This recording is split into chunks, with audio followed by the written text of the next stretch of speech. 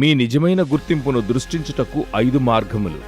కాగా ఎవడైనను క్రీస్తునందున్న ఎడల వాడు నూతన సృష్టి, పాతవి గతించెను, ఇదిగో క్రొత్తవాయెను. కొరింథీయులకు రాసిన 2వ పత్రిక 5:17.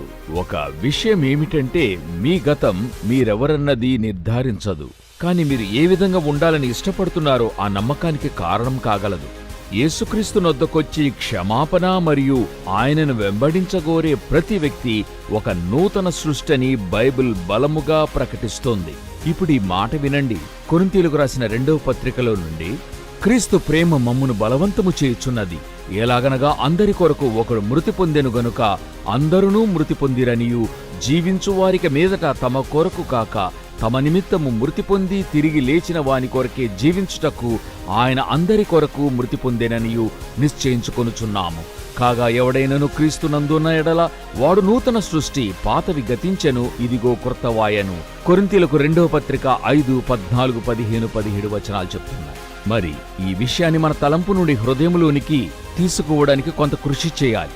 ఇక్కడ లేఖనాలను ఆధారము చేసుకున్న 5 ప్రతిపాదనలు యేసుక్రీస్తునందు మీ దృష్టిని హృదయములో నిలుపుటకు సహాయపడుతుంది.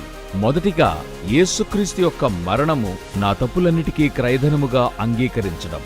కొరింథీయులకు రాసిన 2వ పత్రిక 5:21.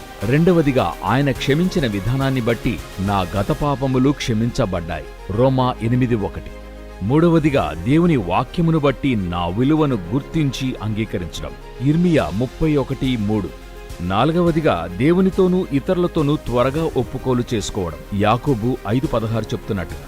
మరి చివరిగా, ఎంతో ప్రాముఖ్యమైనది, దేవుని కృపను బట్టి నన్ను ప్రత్యేకించుకున్నవానిగా ఇతరుల కంటే ఎక్కువగానో తక్కువగానో ఎంచుకోను. కీర్తనలు 139:14.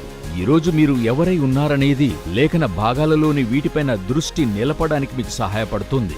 మీ జీవితంలోని దేవుని యొక్క సంపూర్ణ సంకల్పం మీ జీవితంలో వీటిని తెలుసుకోవడం ద్వారా నిత్యత్వములోనికి దృష్టించి మీరు తెలుసుకోగలరు. దేవుడు మిమ్మును దీవించునుగాక.